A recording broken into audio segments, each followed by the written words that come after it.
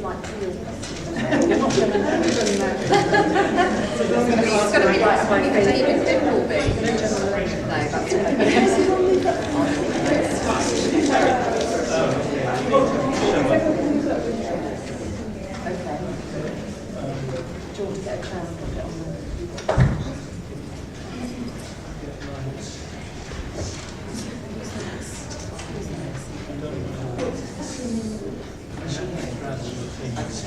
Do you want to get a chair and put it on there?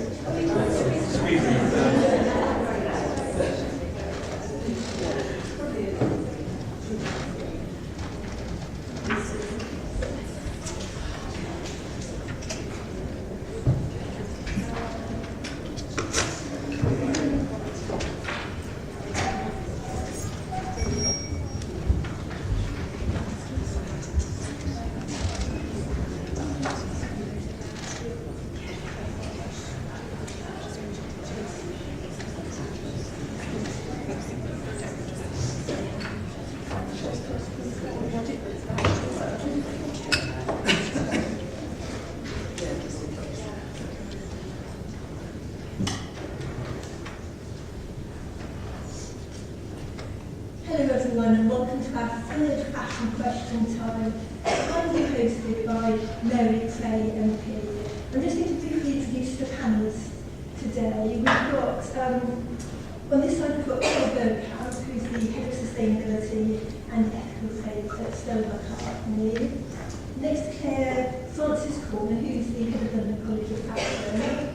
On the other side of Mary we have Guy Stewart, who's the Executive Director of Microfinance Opportunities. Fashion Revolution has been working with MFO on large you've seen this on our blog. Unfortunately, Arnie Leeds MP had problems with his Ryanair flight this morning from Berlin, so he's only going to be here for the press briefing afterwards. And Safia Minnie has kindly agreed at the very last minute to step in. So at the end we have Safia Minnie, author of Slave to Fashion, which is released today, founder of People and the managing director of Posing the Ethical Footwear brand. So thank you to all of our panellists here today. Please do tweet as well from Fashion Question Time using hashtag FQT. After Fashion Question Time, there will be a press briefing in room M for all members of the press. And as I said, our needs should be here by then. He's been very involved in the legislation which has been voted on in the European Parliament this week, so I do think members of the press will take that opportunity to talk to him. Also today we are launching very proudly the second edition of our Fashion Transparency Index. This year we've reviewed and ranked 100 of the world's biggest fashion brands about what information they're disclosing, about their policies, their practices, and their social and environmental impact. And we've assessed brands across 5 key areas: policy and commitment, governance, traceability, supplier assessments and remediation, and spotlight issues, so things like living wages, looking at the business model innovation, so how suppliers are working to reduce their resource consumption, and also looking at freedom of association and collective bargaining. We hope the findings of the Fashion Transparency Index will encourage more and more consumers to ask brands the question, who made my clothes? We hope the index also influences brands and retailers to start to disclose more information about the impact of their activities on their fashion supply chain. We hope they will use it as a baseline and improve every year. We also hope that the Transparency Index facilitates the really good work already being done by NGOs and unions on the ground. And we hope it encourages governments to better implement and enforce existing laws which are meant to protect workers and the environment everywhere. And finally, we hope that it demonstrates to policymakers and regulators the urgent need for mandatory due diligence reporting. So you can read the full Fashion Transparency Index on our website. It's available from today. I'm going to have to run to the BBC in the middle of this event, but Sarah Ditty at the front here, who's our head of policy, will be available to answer any questions afterwards in the press briefing. So please talk to Sarah. Thank you very much.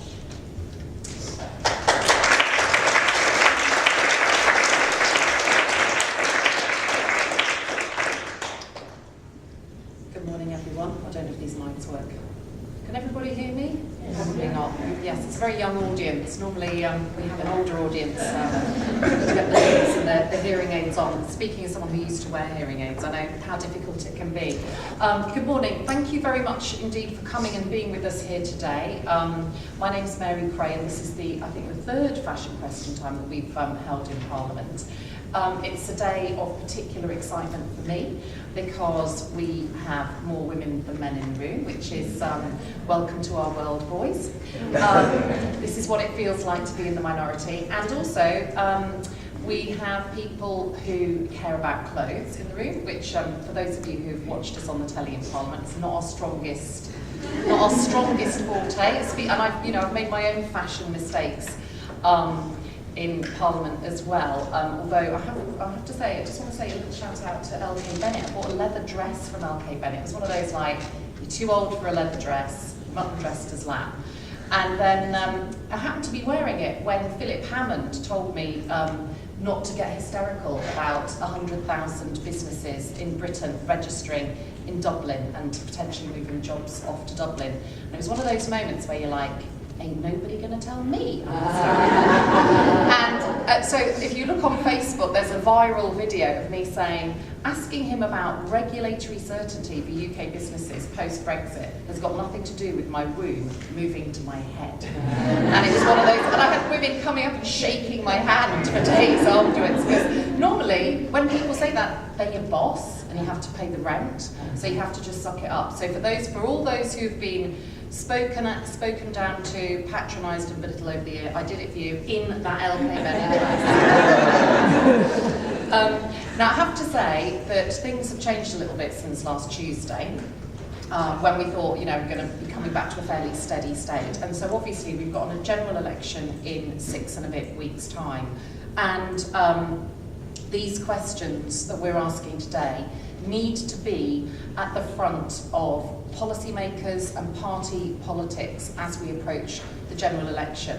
So my advice to Fashion Revolution and to everybody in this room who cares about this is to do some sort of ethical fashion manifesto and then send it out to all of the candidates in all of the major parties. This is the one thing that you can do as an organisation to influence the outcome of the general election and make sure that this issue is not just subsumed into the we don't like giving 0.7% or where does our money go. It becomes justice, social justice across the world for workers, and particularly women workers who are the backbone of the garment industry.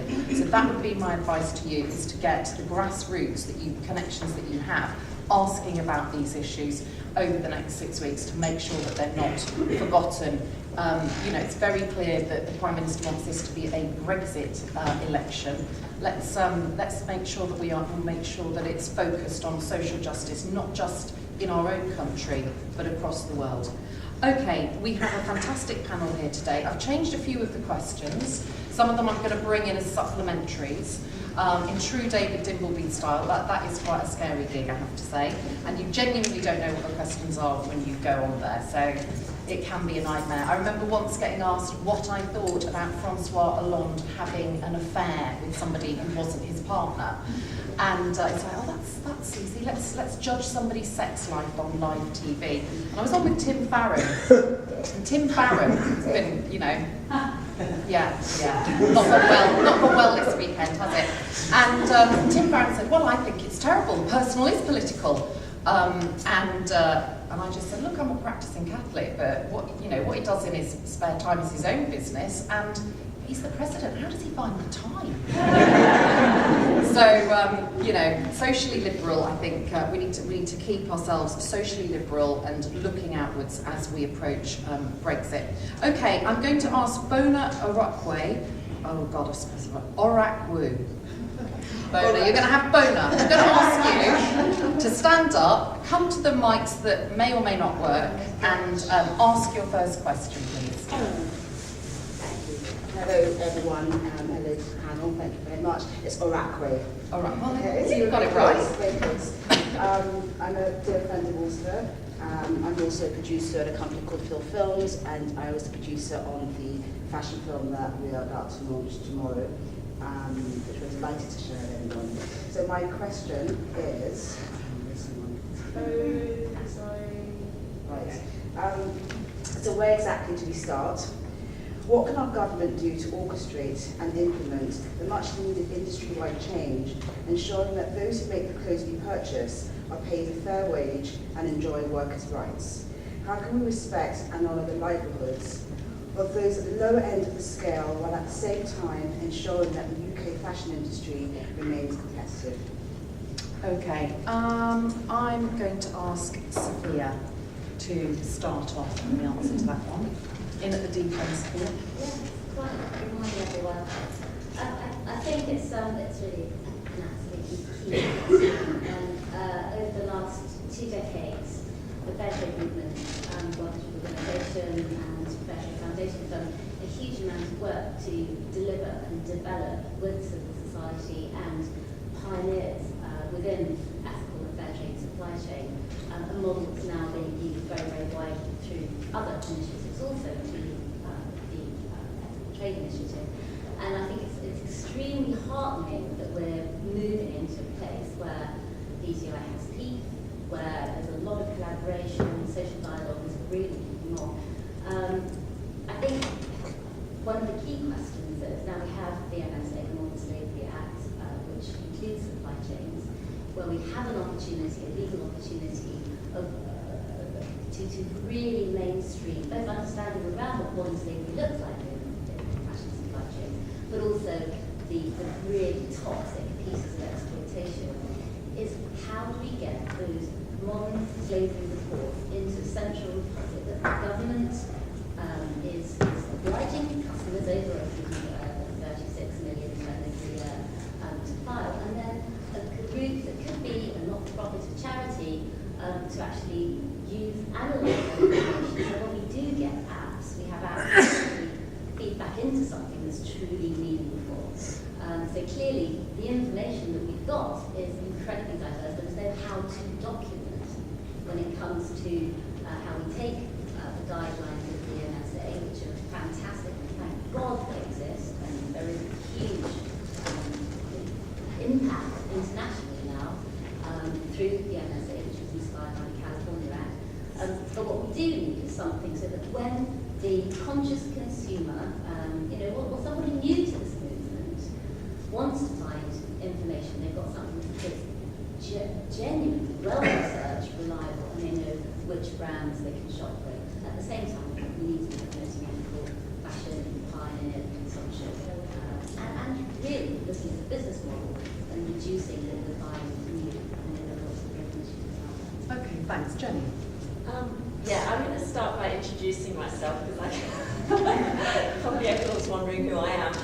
So my name is Jenny Holdcroft and I'm the Assistant General Secretary at Industrial Global Union, which is a union that brings together garment unions throughout the world. So our members are working in all of the production countries that are making the clothes that we're all sitting here wearing. So our perspective is very much global, and that's why this is such a great question, because what it points to is the development in thinking around how to address these issues. We've had more than 20 years now of CSR efforts and lots of well-intentioned self-regulation and, brands trying to differentiate themselves by being more ethical or less ethical. Not less ethical, but not being. I don't think anyone tries to do that, but some of them succeed anyway. But what that has shown is that that sort of piecemeal approach hasn't really delivered at scale. It hasn't really delivered the substantive change that's needed. So your question is about how do we promote industry-wide change, and I think that's the key here, and that's certainly the direction that we've been working in, because what we need to do is we need to create an environment where nobody can undercut the others, because at the moment, if there are people going ahead, that's great, but it means that all of the companies that don't care will continue to head for the lowest common denominator. And what that does is it maintains that downward pressure. And that applies across the board, whether you talk about working hours, wages, or other types of employment conditions.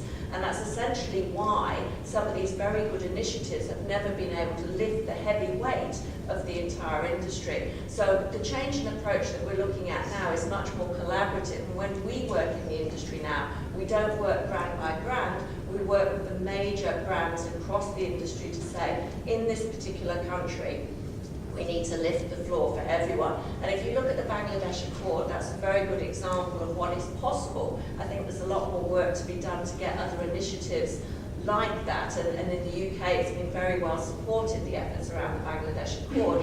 There you've got more than 220 global garment brands signing the same commitment, which has enabled us to set up a proper organisation which has been able to lift safety standards in Bangladesh, and we look at that as a similar approach. So I think that it's that industry-wide approach is important. It also gives some safety to even the smaller companies as well, that they're not going to be priced out of the market, which comes to part of your question about the competitiveness. Because if everybody's playing by the same rules, then that means that everybody is going to have to try to find their own way of having an edge, being competitive, being more effective, more efficient, having better quality, and not competing on the basis of driving down wages and conditions for workers.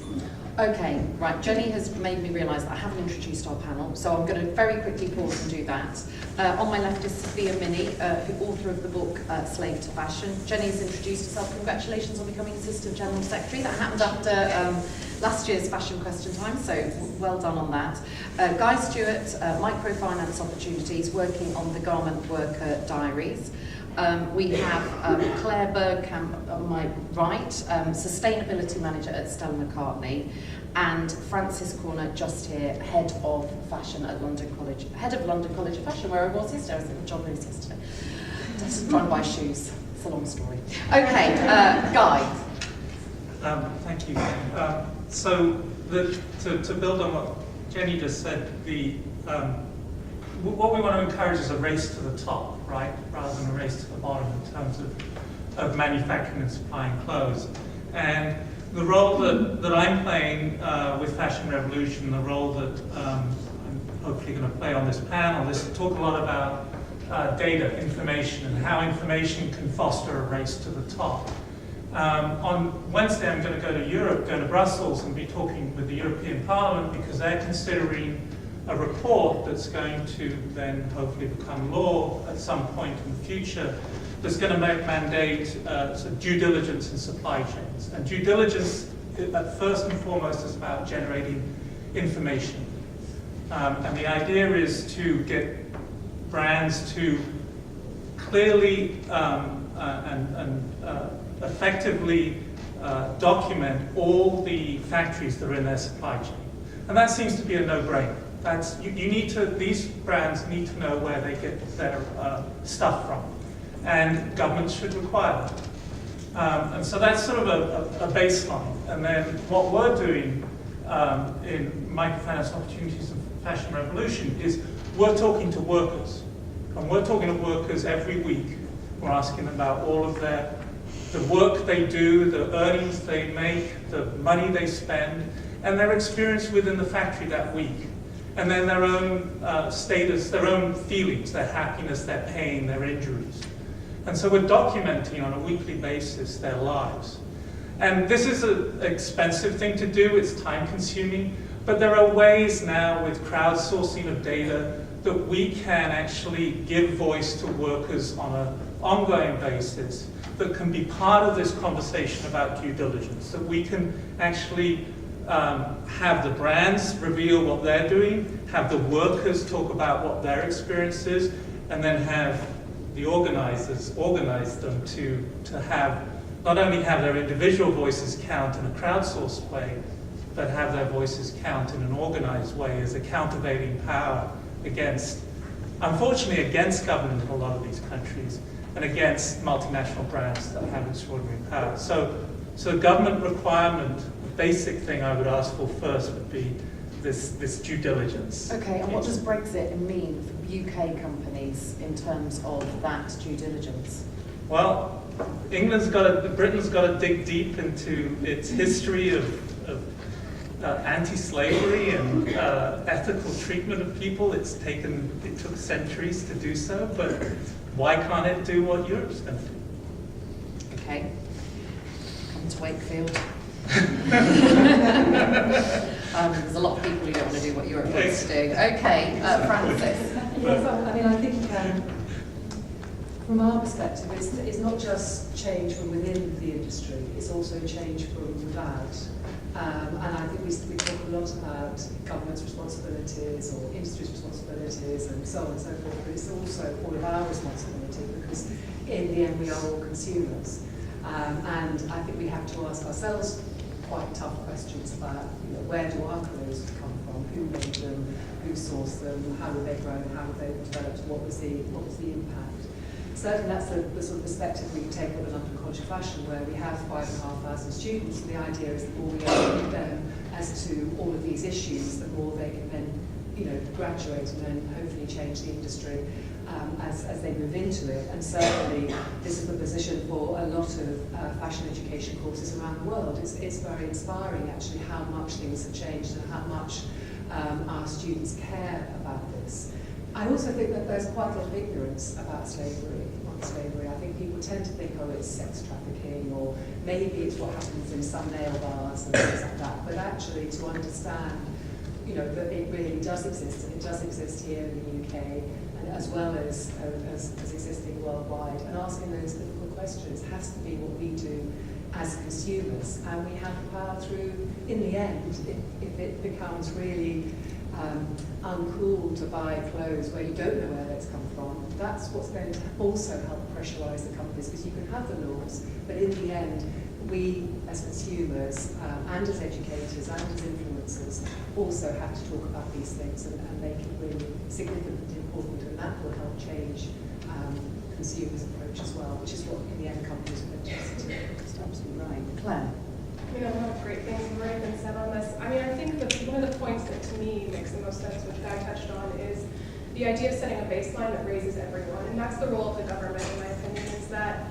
if the government sets rules that kind of cut out the bottom and raise everyone up a bit, or have the bottom raise up to the middle, then we're all working on a more even playing field. From a business point of view, that's a benefit. From a business point of view, where I work at Stella, that a company that really does take these issues seriously, that wants to do things the right way, we would be very happy to have a more even playing field where everyone's asking the same questions. I mean, it only benefits businesses who want to do things better if the industry comes along on this ride. So it has to be all stakeholders working together. It has to be businesses, it has to be the government, and it has to be suppliers as employers also taking these issues seriously and asking the questions, not just, you know, for us, who is our tier 1, tier 2 suppliers, but for our suppliers asking those questions as well, wanting to know what their supply chain is, where the risks are, and I do see the government playing a very important role in all that. Okay, thanks. Fiona, what do you think of those replies? I think they're just very succinct. Not succinct, but just they've got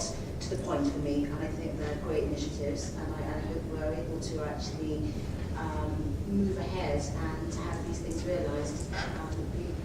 Great. Okay, I'm going to move on to sort of ask a bit of a supplementary. So can I ask Richard Jones and Beck Wallace, where are you?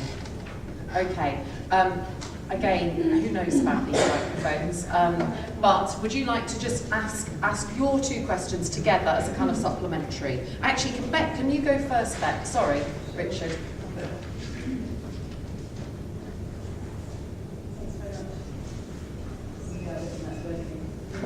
I'm Beck Wallace from Oxfam, and I was asked, is it time for brands and retailers to have joint liability for conditions in their supply chain with the manufacturers who employ workers?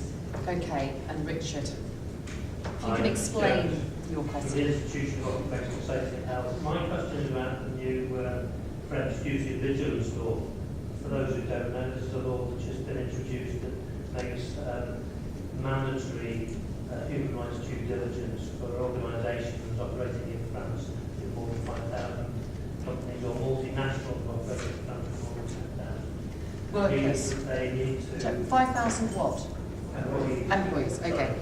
This means that on an annual basis they have to have a vigilance plan, they have to publicise it, and they have to implement it. So the question really is, does the panel welcome this progress on this new law in France, and would they see legal requirements for due diligence or mining as a realistic prospect? So just clarify, companies in France with more than 5,000 workers, and what was the 10,000 threshold? For multinationals who also operate. So that'll affect UK companies. More than 10,000 employees. Okay, thank you very much. So 2 questions there linked for the panel. Joint liability and duty of vigilance. How is this French law going to affect things? Jenny?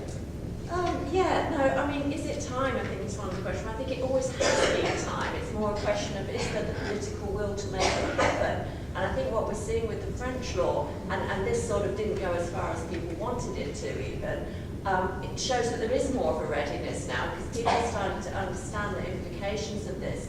If we look at the model of the garment sourcing in this industry, it doesn't work like other industries because you've got these factories that are not employees of the companies themselves. But if you look at other industries like the auto industry or electronics industry, you've got much more direct employees in the supply chain. Even in those industries, there's more and more outsourcing, and what we see that as is a way of the employers of multinational companies essentially getting rid of their responsibilities and liabilities. So movements like this, like the French movement and like others that we hope to see, is trying to redress that anomaly because essentially the workers are producing for these companies, but they're not employed by them. So the companies are getting the benefit of their labour without the responsibilities of employment. And if we think back to when the UN Guiding Principles were developed, and that took some years, there were many, many people arguing for them to be binding, to be creating this joint liability. And at the end of the day, there wasn't a political will to do that. So we have some very good guiding principles, but the criticism, of course, is that they're not compulsory. But there's a huge role here for national governments in the home countries of these multinationals to make up for that, to start putting obligations on them. Because in terms of workers' rights and other rights in the supply chains, the rights are still there, regardless of whether the employment relationship is recognised. And the mere fact of that relationship not being